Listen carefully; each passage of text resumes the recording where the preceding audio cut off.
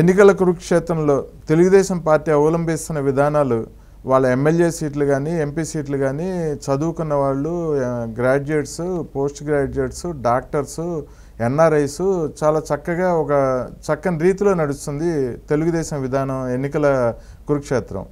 కానీ ఒక పక్క మరో పక్క జగన్మోహన్ రెడ్డి గారేమో ఎటువంటి సందేశం ఇస్తున్నారో ప్రజలకు అర్థం కావట్లేదు. హంతకులు ఈ స్మగ్లర్స్ వీళ్ళందరికీ తీసుకొచ్చి సీట్లు ఇవ్వటం, ఆయన ఏ రకంగా రాష్ట్ర ప్రజలకి ఎటువంటి సందేశాన్ని ఇవ్వాలనుకుంటున్నారో కొంచెం విశ్లేషిస్తారని చెప్పి అనుకుంటున్నాం మీతో.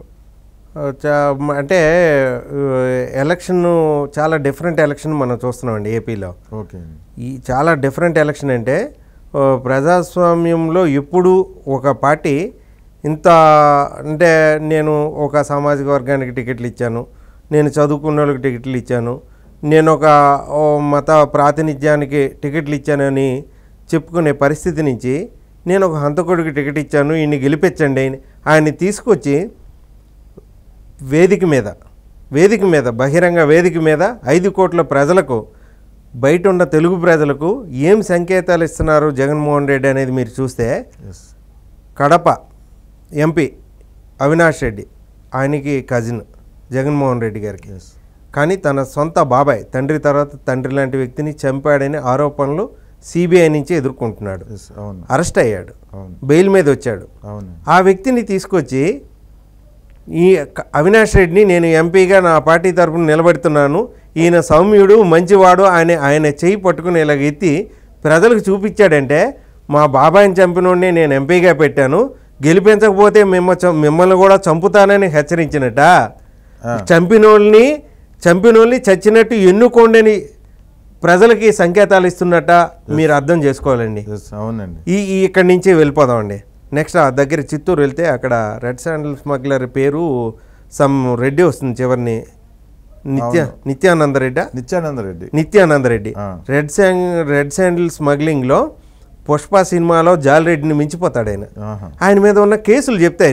మీరు మాట్లాడుకుని ఏదో వేగ్గా మాట్లాడుకోవడం కాదు, ఆయన మీద పోలీస్ స్టేషన్లో నమోదైన కేసులు, ఆయన పోలీస్ స్టేషన్లో పీడీ యాక్ట్ రౌడీ షీట్ ఫోటోలు, రెడ్ శాండిల్ స్మగ్లింగ్ సంబంధించిన ఆయన మీద నమోదైన కేసులకు ఆయనకి వెళ్తున్న వాయిదాలు ఇవి చెప్తాయి. ఆయన పుష్పలో జాలరెడ్డి తాత లాంటి గత చరిత్ర చేస్తే ఆయన్ని మొన్న చిత్తూరు సభలో నిత్యానందరెడ్డి సౌమ్యుడు ఎర్రచందనం అంటే ఎలా ఉంటుందని అడుగుతాడు అంటూ పరిచయం చూసినాక, అంటే నా పార్టీలో చేరి టికెట్ సంపాదించాలంటే నేరాల్లో నెంబర్ 1లో ఉండాలి. హత్యలు చేసి కోర్టులు వీడు హంతకుడు అని నిర్ధారించాలి, అలాగైతేనే నేను టికెట్ ఇస్తాననే సంకేతాలు ఇచ్చినట్టు కాదండి. అంటే రెడ్ శాండిల్ స్మగ్లర్ని తీసుకొచ్చి పెడితే వీడికంటే ఇంకా పెద్ద స్మగ్లర్ అయితే ఆడికి ఎంపీ ఇస్తానని సంకేతాలు ఇచ్చినట్ట. ఎమ్మెల్యే ఇచ్చాడు, అక్కడ కడప ఎంపీ ఇచ్చి బాబాయిని చంపినోడిని తీసుకొచ్చి సౌమ్యుడు మంచివాడు మీకు మంచి చేస్తాడంటే ఇంకా పెద్ద మర్డర్ చేసినోడికి ఇంకా కేంద్ర మంత్రిని చేద్దాము, ఎంపీగా గెలిపించండి, కేంద్రంలో పార్లమెంటరీ పార్టీ నాయకుడిని చేద్దామని సంకేతాలు ఇస్తున్నట్టే కదండి.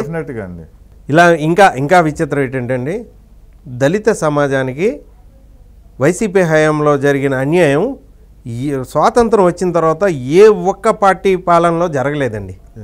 అటువంటి అన్యాయాలు జరిగిన క్రమంలో దళిత డ్రైవర్ సుబ్రహ్మణ్యంని చంపి ఇంట్లో తీసుకెళ్ళి శవాన్ని నేనే చంపా, ఇదిగో మీ శవం తగలబెట్టుకోండి పూడ్చుకోండి అని చెప్పి పడేసిన వ్యక్తిని తీసుకొచ్చి వీడు నా ఎమ్మెల్సీ, వీడిని నేను కాపాడుతున్నాను అని ధైర్యంగా చెప్పాడంటే ఆ ధైర్యం ఎంత ప్రమాదకరమైన ధైర్యం అండి.